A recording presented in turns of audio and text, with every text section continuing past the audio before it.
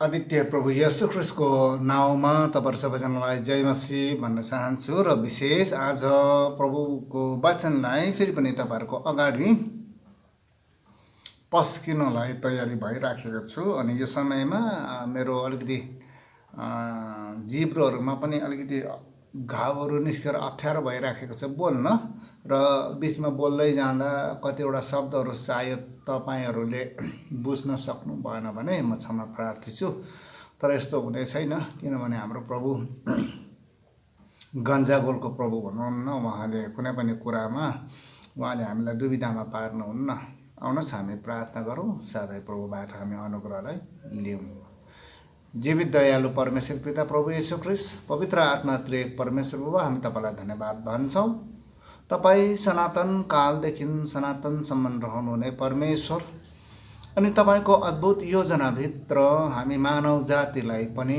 तपाई परमेश्वरले आफ्नो राज्यमा अनन्तताको लागि तपाई सँगै संगति गर्न र तपाई सँगसँगै राज गर्नको लागि आफ्नै स्वरूप र आफ्नै प्रतिरूपमा सृष्टि गर्नु भएको छ अनि यो समय फेरि पनि हामी तपाई प्रभुलाई धन्यवाद भन्छौं किनभने हाम्रो आदि माता पिता आदमले गरेका सम्पूर्ण अपराध र भुलहरूको साटोमा तपाई येशू स्वयंले मानव जातिको कल्याण र उत्थान गर्न उद्धारको युक्ति र योजना बनाउनु भयो र स्वयं आफै बलिदान भइकन हामीलाई तपाई येशूमा पुनरुत्थित गराउन तपाई इच्छुक बन्नु भएको छ धन्यवाद छ तपाई परमेश्वरले हामीलाई यो समयमा तपाईको पुत्र येशूमा बनाउँदै गर्नु भएको समयमा तपाईको आत्मा जो हामीमा काम गरिराख्नु भएको छ तपाई परमेश्वरलाई हामी धन्यवाद भन्छौं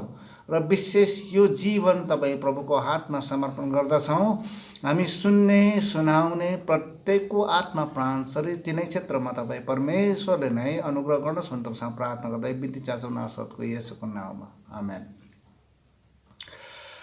र प्रभुलाई धन्यवाद र प्रशंसा र विशेष गरिकन म आज अलिकति 6औं अध्यायको प्रकाशको पुस्तकमा हामीले जुन छापहरू खोल्ने क्रमलाई हेर्दै छौं अब यो 6औं अध्यायको छाप खोल्ने क्रममा थुप्रै घटनाहरू एकसाथ घट्ने घटनाहरू छन् अनि यहाँ मैले अस्ति पनि तपाईहरुलाई भनेको छु यहाँनिर अध्यायको हिसाबले हामीले हेर्दै गयौं भने 6औं अध्यायमा यहाँ देखाइएको जुन पुस्तक चाहिँ दुईपट्टि नै लेखिएको छ अनि जो चाहिँ छापले मोहरित अथवा त्यसलाई सील गरिएको छ अथवा बन्द गरिएको छ अनि त्यो चाहिँ केवल थुमाले मात्र खोल्ने योग्यता राख्नुहुन्छ अनि उहाँले जब त्यो छाप खोल्दै जानु हुँदाखेरि प्रत्येक छाप जब त्यो सीललाई उहाँले त्यसलाई रिभिल गर्दै जाँदै हुनुहुन्छ खोल्दै जानु हुँदछ त्यो भित्र भएको लिखित कुराहरू चाहिँ त्यहाँनिर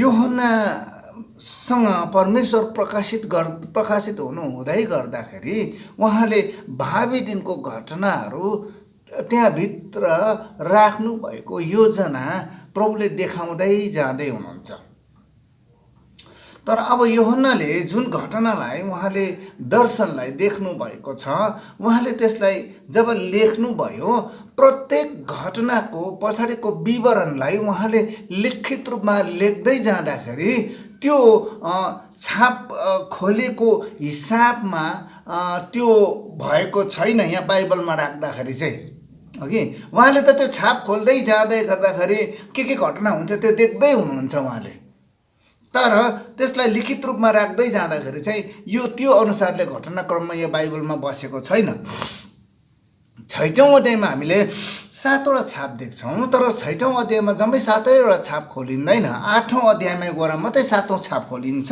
तपाईले हेर्नुभयो भने 8औं अध्यायमा गएर तपाईले 7औं छाप खोलिएको देख्नुहुन्छ तर 8औं अध्यायको शीर्षकमा तपाईले हेर्नुहुन्छ 7 तुरही भनेर पाउनुहुन्छ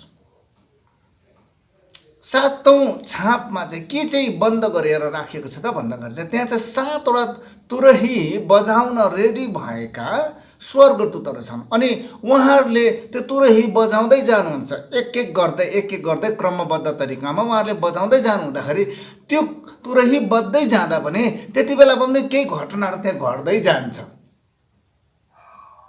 अनि त्यो घटनाहरू घट्ने क्रममा हामीले याद गर्नुपर्छ यो घटनाहरू कति बेला घटित हुने हो त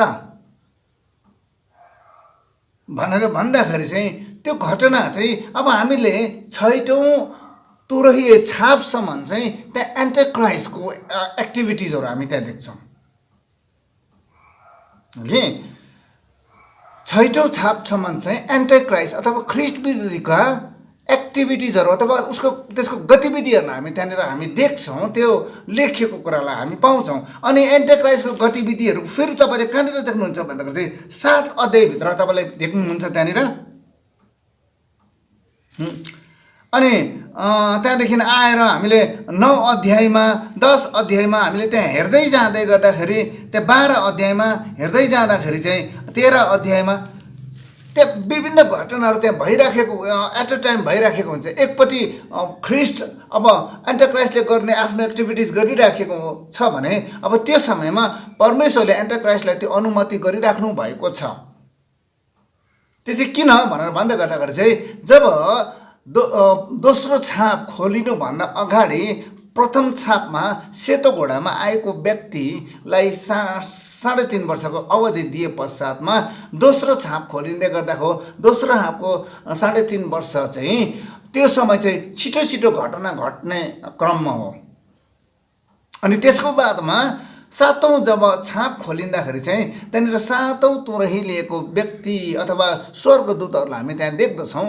अनि उहाँहरूले तुरही फुक्दै जाँदै गर्दाखेरि चाहिँ अब ख्रिस्टले चाहिँ फेरि पनि आफ्नो मानिसहरूलाई जो उहाँले योजना गर्नुभएको अनुसारले ती मानिसहरूलाई चेताउनलाई परमेश्वरले त्यो घटनाहरू घटित हुन दिनुहुन्छ।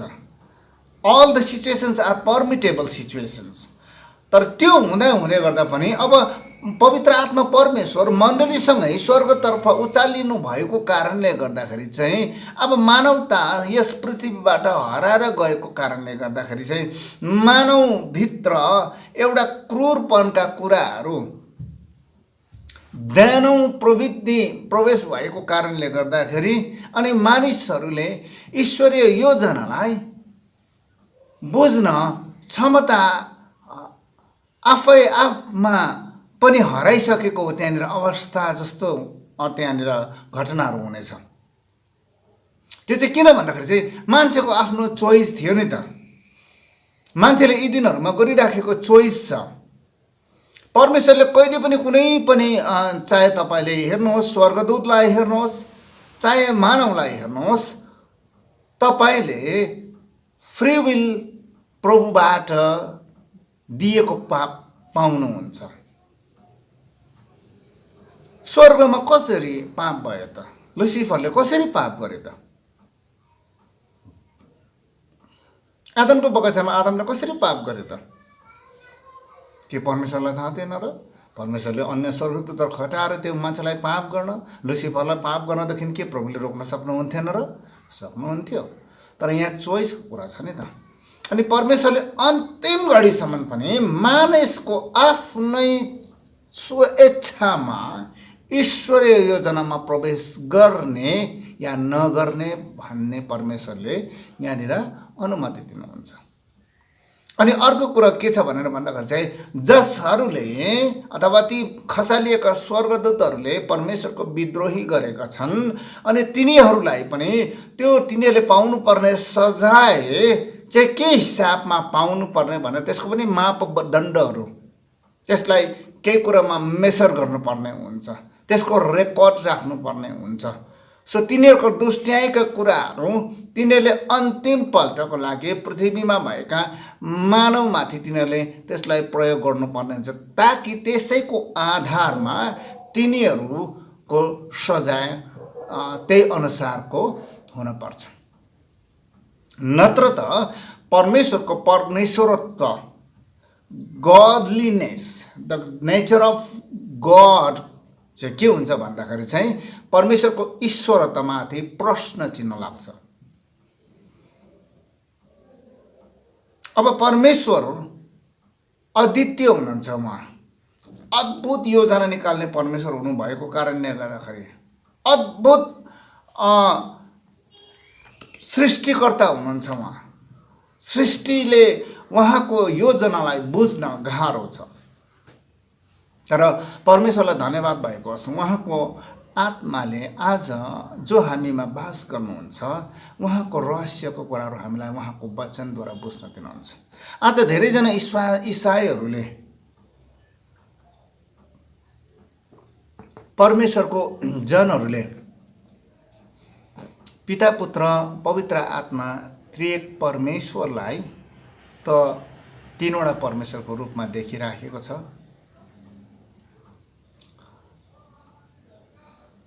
उहाँहरूको पिता पुत्र पवित्र आत्माको व्यक्तित्वलाई बुझ्न सकिराखेको छैन।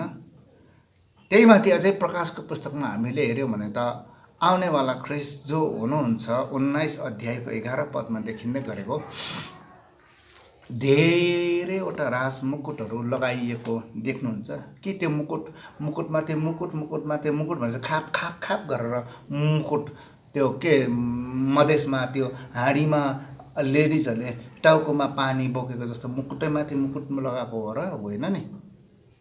त्यो खालको देख्नु भएको होइन, त्यो खालको दर्शन देख्नु भएको होइन। यो हुनाले यो दर्शनलाई त्यहाँनिर हामीले बुझ्नुपर्छ। परमेश्वर येशू ख्रिस्टले गर्नुहुने कार्यको पनि उहाँको जुन एक एकवटा जुन एउटा क्षेत्र छ त्यो क्षेत्रमाथि पनि उहाँ विजयी बन्नुभएको कारणले गर्दाखेरि त्यही इभेन्ट को जस्तै अब हामीले एउटा खेला जब प्रतिस्पर्धा गर्दै गर्दाखेरि एउटै व्यक्तिले जस्तै मानिलिनुहोस् तपाईले अस्ति ओलम्पिक हेर्नुभयो भने ओलम्पिकमा एकैजना व्यक्ति हुनुहुन्थ्यो जसले 6वटासम्म पनि मेडललाई जितेको हामी देख्दछौँ। त्यो चाहिँ विभिन्न प्रतिस्पर्धामा विजयी भएर एउटै व्यक्तिले त्यसरी विजय प्राप्त गरेको पनि छ। कतिजना व्यक्तिले 3-4वटा इभेन्टमा भाग लिँदा पनि एउटै पनि इभेन्टमा फेरि एउटै सम्मान पनि पुरस्कार हात पार्न सक्दैन।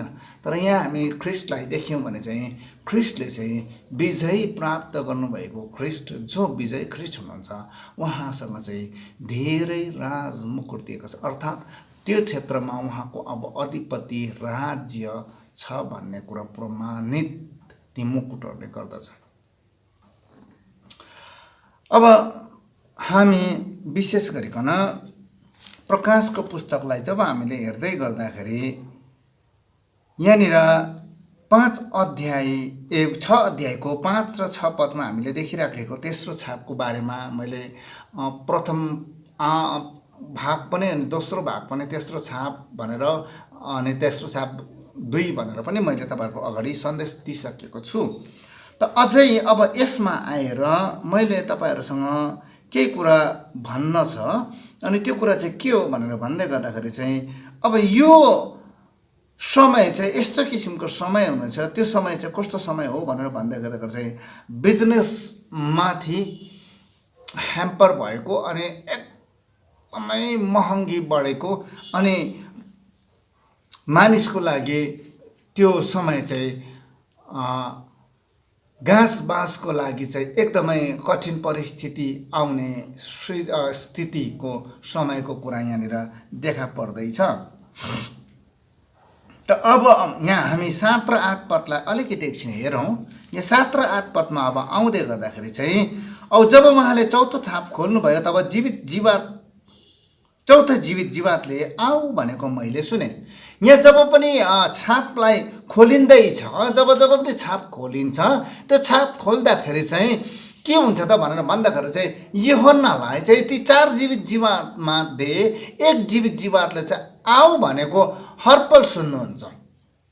अब यसले के बुझ्छौँ त? यसले यो कुरालाई हामीलाई यसरी बुझ्न पर्छ कि यो चाहिँ हरेक छाप देखिन बादको ब्रेक छ। त्यहाँनिर यो कन्टिन्युअस भइराखेको छैन।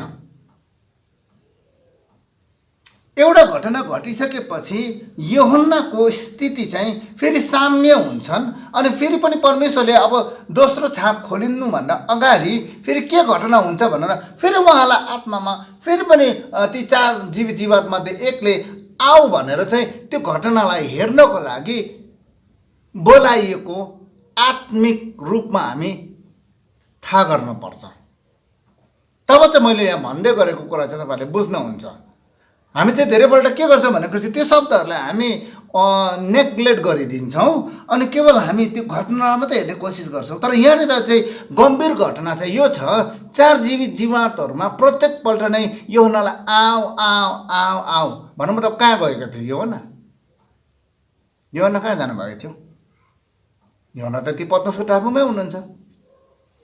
प्रभुको दर्शन त उहाँले पाइराख्नु भएको छ। तर के छ त भनेर भन्दाखेरि चाहिँ यो एउटा छाप खोलिन्दाको घटना चाहिँ यति लामो घटनाहरू छ, त्यो भित्र समस्त विश्वमा घट्ने घटना मात्र नभएर चाहिँ आकाश मण्डलमा घट्ने घटना, जल समुद्रमा घट्ने घटना, प्रकृतिको हरेक तारा मण्डलदेखि लिएर ग्रह नक्षत्रमाथि घट्ने घटनाको विवरण यूहन्नालाई परमेश्वरले देखाउँदै गर्नु हुँदाखेरि त्यो घटना चाहिँ आँखाको निमेषमा हुने घटना होइन नि त। अनि परमेश्वरले त्यो देखाइराख्नु भएको घटना चाहिँ 7 वर्षको अवधिको घटनालाई चाहिँ यूहन्नालाई देखाउँदै हुनुहुन्छ। अनि यूहन्नाले देखिराखेको घटना चाहिँ केवल एन्टिक्राइस्टले त्यो ख्रिस्ट विरोधीले, एन्टिक्राइस्ट अर्थात् त्यो ख्रिस्ट विरोधीले, त्यो पशुले र झुटा अगमवक्ताले गर्ने कार्यलाई मात्र नदेखाएर परमेश्वरले साँची राख्नु भएको क्रोधहरू स्वर्गदूतहरूद्वारा पृथ्वीमा पठाइएर त्यही अनुरूपमा मानिसहरूलाई मन बदलाउनलाई कठिन परिस्थितिहरू सृजना गर्नुभएको अनि तीमध्ये मानिसहरूले चेत खाएर, धेरैजनाको चेत खुलेर प्रभुमा मन फिराएर प्रभुको लागि पवित्र भएका घटनाहरू पनि छन्। अनि त्यो मात्रै नभएर यहाँनिर हामीले हेर्दै गयौँ भने तपाईँले एउटा ठाउँमा यसरी पाउनुहुन्छ। म तपाईँलाई पढेर सुनाउँछु। 11 अध्यायको 12 पदमा फेरि पनि तपाईँले यहाँनिर दोस्रो ऱ्याप्चर पाउनुहुन्छ। अचम्मै नै पो छ त वचन त। यहाँनिर दोस्रोचोटि ऱ्याप्चरको कुरा पाउनुहुन्छ। अनि त्यो दोस्रो ऱ्याप्चर चाहिँ कस्तो हुन्छ भने प्रथम ऱ्याप्चर मण्डलीको ऱ्याप्चर चाहिँ कस्तो हुन्छ भन्दाखेरि जब आँखाको निमेषमा हुँदै गरेको हुन्छ त्यति बेला चाहिँ मान्छेहरू छक्कै पर्छ, मान्छेलाई थाहै हुँदैन के भयो भयो। तर यो दोस्रो ऱ्याप्चर चाहिँ कस्तो हुन्छ भनेर भन्दाखेरि चाहिँ म पढेर सुनाउँछु। अनि तिनीहरूले स्वर्गबाट यसो भनेको एउटा ठुलो आवाज सुने, यता माथि आऊ। जुन घटना म तपाईँलाई यहाँनिर फेरि पढेर सुनाउँछु। 4 अध्यायको प्रथम पदमा, मैले सुने यता माथि आऊ भनेर यूहन्नाले सुन्नुहुन्छ। यता माथि आऊको मतलब चाहिँ यो शब्द चाहिँ यो नेपालीमा यता माथि आऊ मात्रै भनेको होइन, यसको पछाडिको गहिरो रहस्यको शब्द छ। हेदर कम अप भनेर लेखेको अङ्ग्रेजीमा चाहिँ यसको ट्रान्सलेसन त्यस्तो छ। अनि यहाँनिर चाहिँ यसरी लेखेको पाउनुहुन्छ, औ तिनीहरू बादलमा स्वर्गतिर गए। हेर्नुहोस् है, यहाँ ध्यान लगाउनुहोस्। अनि तिनीहरू बादलमा स्वर्गतिर गए र तिनीहरूका शत्रुहरूले तिनीहरूलाई देखे। अब हेर्नुहोस् त, यो चाहिँ सेकेन्ड ऱ्याप्चरेसन हुँदै गरेका कुरा। अगाडिको ऱ्याप्चरेसन पछाडिको यो महासङ्कष्टकालको दोस्रो खण्डको दोस्रो भागको 3.5 वर्षमा फेरि पनि कोही परमेश्वरको जनहरू छन् जसलाई परमेश्वरले फेरि पनि माथि आफूतर्फ खिच्दै गरेको घटना। यो चाहिँ शत्रुले पनि देख्छ भनेर भनेको छ। तिनीहरूको शत्रुहरूले देख्छ भनेर मतलब चाहिँ एन्टी क्राइस्ट प्लस तल त्यसको भक्तजनहरूले, त्यसको छाप लगाउने प्रत्येकले ती व्यक्तिहरूलाई देख्छन् भनेको छ। परमेश्वरको प्लानिङ गजबको छ त। त्यसै कारणले गर्दाखेरि चाहिँ प्रकाशको पुस्तकलाई गजबले पढ्नुपर्छ हामीले। हामी क्रिस्चियन भएर मात्र काफी छैन। मैले अगाडिको सन्देशमा तपाईँहरूलाई भनिसकेको छु, येशू ख्रीष्टले यूहन्ना रचित सुसमाचार 12 अध्यायको 47 देखि हामी अलिकति पढेर अलिकति बुझ्ने कोसिस गरौँ। तपाईँलाई लाग्छ येशू ख्रीष्ट न्याय गर्दै हुनुहुन्छ, यो घटनाहरूमा देख्दै गर्नुभयो कि येशूले न्याय गर्दै हुनुहुन्छ? मैले भने नि येशू ख्रीष्टको 12 त्यहाँ मुकुट देख्नुको पछाडिको घटनाको पछाडिको रहस्यलाई गजबले बुझ्नुपर्छ, र मात्रै बाइबललाई बुझिन्छ। नत्र भने तपाईँ र म बगम पुसे, गफडे, जोतुवा, ढाँट, ढटुवारे भन्छ नेपालीबाट। अनि अत्त नपत्तकोहरू हुन्छौँ। नेपालीबाट अझै भन्नुपर्दा गठेहरू भन्छ।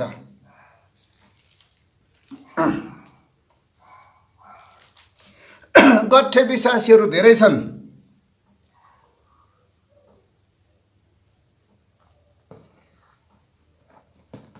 मैले न्याय गरिहालेको होइन, तर प्रभुको वचनबाट सच्याउनुपर्छ, भन्नुपर्छ। तिमीले अगमबानीको वरदान पाउन आँटेको छौ, अन्य भाषाको वरदान पाउन आँटेको छौ, तिम्रो लागि फाइनेन्सियल ब्रेक थ्रु हुन लागेको छ, तिमीले गरेको धेरै दिनदेखिको प्रार्थनाको उत्तरको सुनाइ हुँदैछ भने आम्मामामामामा आँसुभन्दा बेसी त सिँगान झारेर रुन्छ। अनि यस्तो विश्वासीहरू छ। अनि येशू ख्रीष्टको महानता र प्रेमको बारेमा बुझेको छैन। अब ध्यान लगाएर सुन्नुहोस् है, 47। अब कसैले 46 देखि पढिदिन्छु। म संसारमा ज्योति भएर आएको छु कि मलाई विश्वास गर्ने जोसुकैले अँध्यारोमा रहन नपरोस्। यसो स्वयंको बानी। अब कसैले मेरा वचनहरू सुन्छ र पनि पालन गर्दैन भने म त्यसको इन्साफ गर्दिन। यसैले भन्दै हुनुहुन्छ, सुन्नुहोस् है, के अरे बडो गजबको छ। वचनले सुन्नुपर्छ। कसैले मेरो वचनहरू सुन्छ र पनि पालन गर्दैन भने म त्यसको इन्साफ गर्दिन। ढुक्क लाग्ने कुरा यस्तो हुन्छ त फेरि विश्वासीहरू धेरैजनालाई, प्रभुले कहाँ इन्साफ गर्नु रहेछ। अब दोस्रो खण्ड, किनभने म संसारको इन्साफ गर्न आएको होइन तर संसारलाई बचाउन आएको हुँ। अनि यो वचन पढ्छ, ढुक्क भएर गजबले बस्छ। आहा, प्रभुमा विश्वास गरेर काफी रहेछ भनेर। गठेहरू तल पढ्नुपर्छ। मलाई इन्कार गर्ने र मेरा वचन ग्रहण नगर्नेलाई इन्साफ गर्ने छँदैछ। जो वचन मैले बोले त्यसले पछिल्लो दिनमा त्यसको इन्साफ गर्नेछ। The spoken word of Jesus Christ, the powerful word, the living and the divine word of God। किनभने परमेश्वर वचन हुनुहुन्छ। यसोले त गर्नुहुन्न। किनभने यूहन्ना 1:1 भन्नुहुन्छ, आदिमा वचन थियो अनि वचन परमेश्वरसँग थियो। अब ध्यान लगाएर सुन्नुपर्छ, वचनलाई गजबले बुझ्नुपर्छ र मात्रै हुन्छ, नत्र भने गठे भइन्छ। आदिमा वचन थियो, औ वचन परमेश्वरसँग थियो, औ वचन परमेश्वर नै थियो, वचन परमेश्वर हुनुहुन्छ। येशू ख्रीष्टले न्याय गर्नुहुन्न। येशू ख्रीष्टले त्यो समयमा त केही पनि गर्नुहुन्न। अन्तको दिनमा त वचनद्वारा न्याय हुनेछ। अनि जसले चाहिँ ख्रीष्टको वचनलाई पालन गर्दैन, वचनले चाहिँ न्याय गर्नुहुन्छ।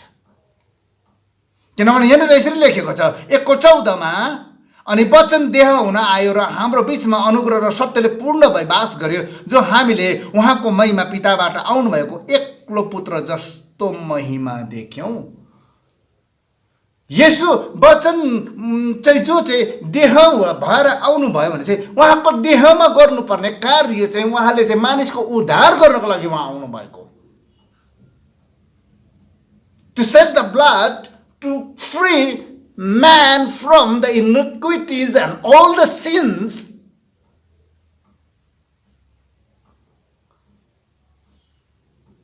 that made man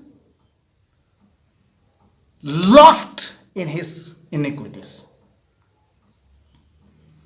अर्थात् चाहिँ के भन्नुपर्छ चाहिँ मानिसले गरेको त्यो पाप र अधर्मको सबै ऋण चाहिँ परमेश्वर पुत्र येशू आफैमा लिएर उहाँ मानवको लागि चाहिँ ऋणी भइदिनु भएको छ अनि उहाँले त्यो ऋणलाई चुक्ता गरिदिनु भएको छ जुन पापद्वारा चाहिँ मानिसलाई चाहिँ परमेश्वरदेखि अलग गरिराखेको थियो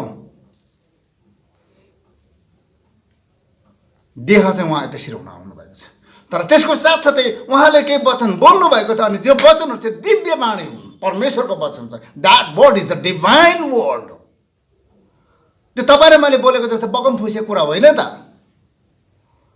तर परमेश्वरको वचन चाहिँ जीवित हुनुहुन्छ अनि दुई धारे तरवार भन्दा पनि लाग्ने छ भनेर परमेश्वरको वचनले भन्नुहुन्छ अनि वचनले न्याय गर्नुहुन्छ अब अझै मैले तपाईलाई यहाँनिर पढेर सुनाउनु पर्छ तपाईलाई यहाँनिर म एकै बारेमा तपाईलाई म पढेर सुनाउन चाहन्छु तर जतिले उहाँलाई ग्रहण गरे उहाँले तिनीहरूलाई परमेश्वरको सन्तान हुने हक दिनुभयो अर्थात् उहाँको नाउँद्वारा विश्वास गर्नेहरूलाई या चाहिँ येशू ख्रीष्टलाई ग्रहण गर्नेहरूलाई चाहिँ परमेश्वरले चाहिँ आफ्नो सन्तान हुने हक दिनुभएको छ अथवा धार्मिकतामा उहाँले गन्ती गर्नुभएको छ तर ख्रीष्टलाई धार्मिकतामा ग्रहण गरेर उहाँको सन्तान हुने अधिकार पाउँदै गर्दाखेरि सन्तान भइसकेपछि कर्तव्य पनि निभाउनु पर्छ सन्तान त हाम्रो थुप्रै छ त तपाईहरुको पनि होला थुप्रै होला काम लाग्ने सन्तान हुनु पर्यो नि त सन्तान मात्रै भनेर के हुन्छ त पर्ने खालको पनि हुन्छ कोही त फेरि नेपालीमा अझै एउटा मिठो शब्दले भन्नु पर्दा तपाईलाई जुठो लाग्ने भन्छ नि बुझ्नु भएको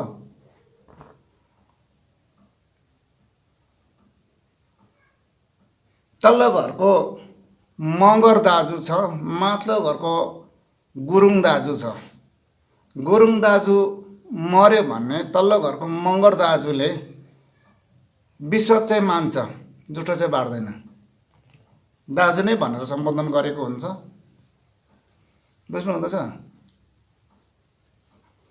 अनि कहीँ परिचय दिनु पर्दाखेरि मेरो भाइ हो नि भन्छ अनि भरे तपाईको साक्कै नै भाइ हो भनेर भन्छ गाउँले भाइ छिमेकी भाइ भन्नुपर्ने जस्तो छ आज तपाईँ र म पनि छिमेकी चाहिँ होइन है हामी चाहिँ साक्कै हुनुपर्छ ख्रीष्टको रगतको साइनो लाग्ने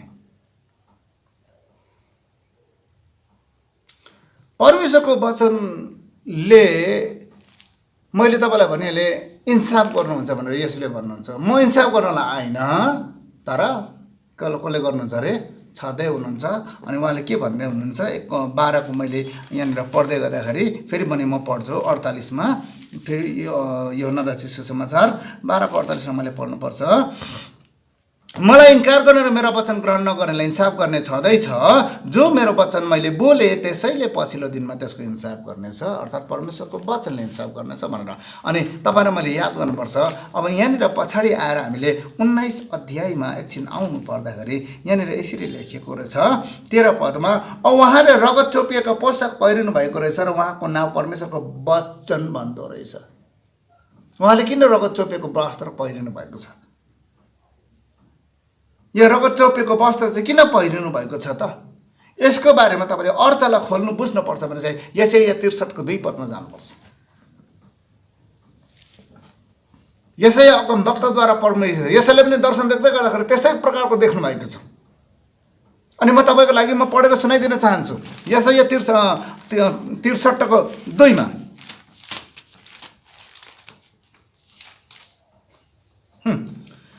तिम्रो पोशाक किन रातो छ र तिम्रो वस्त्र दाग कुण्डमा पेल्नेको जस्तो मैले एकलाई दाग कुण्ड पेलेर मानिसहरु मध्ये कोही पनि मसित थिएन मैले रिसमा तिनीहरूलाई पेलेर मेरा क्रोधमा तिनीहरूलाई कुल्चे तिनीहरूको जीवन रक्त मेरो पोशाकमा छर्केको छ र मेरो सबै वस्त्रहरु रगतै रगत भयो देख्दै हुनुहुन्छ यहाँ येशू ख्रीष्टको क्रोधको प्याला प्रभुले खनाउनु हुन्छ यहाँ प्रकाशित वाक्यमा लेखेको छ अब तपाईलाई मैले अलिकति झस्को दिइराखेर भोलिको सन्देशको लागि तपाईँलाई मैले राख्नुपर्छ। तपाईँलाई म यहाँनिर 14 अध्यायको तपाईँले यहाँनिर 19मा पढ्नुपर्छ। 19 दिन पढ्छु। औ ती दूतले तिनको हाँसिया पृथ्वीमा फालेर पृथ्वीको दागको फसल, अङ्गुर बुझ्दै हुनुहुन्छ नि, अघि दाग भनेको त्यही छ, जम्मा गरेर त्यसलाई दाग मदको कोल भनेको पिस्ने ठाउँ, कुच्याउने ठाउँ, कोल अर्थात् परमेश्वरको क्रोधको ठुलो क्रोधमा फालिदिए। औ कोल सहर बाहिर कुल्चियो। सहर बाहिर भनेको चाहिँ जुन सहर परमेश्वरले राख्नु चाहिँ पवित्र, त्यहाँदेखि बाहिर लगेर त्यसलाई कुल्चिएको छ। र कोलबाट रगत घोडाहरूका लगामसम्मै भनेसम्म चाहिँ, घोडाको लगाम चाहिँ कहाँ हुन्छ? यहाँ मुखमा माथि हुन्छ। घोडा कति फिट हुन्छ? 7 फिट अग्लो, 7-8 फिटको अग्लो हुन्छ। भन्नु मतलब त्यतिसम्मको रगतको थाकलाई चाहिँ माथि लागेर आयो भन्ने जस्तो यहाँनिर वर्णन गर्दै हुनुहुन्छ। र 100 कोससम्म पुगेर बगेर निस्क्यो। 100 कोस भनेको कति याद छ तपाईँलाई? 1 कोसमा कति हुन्छ थाहा छ?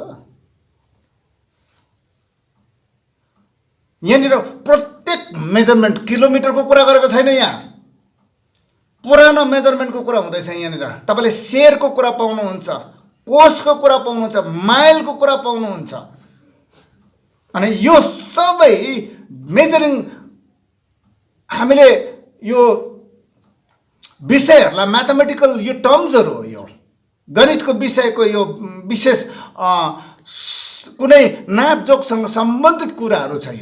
यसको हामीले अर्थ्याउनुपर्छ आत्मिक रूपमा पनि, तब मात्र हामीले पढ्न वचन बुझौँ, नत्र भने गठे भइन्छ।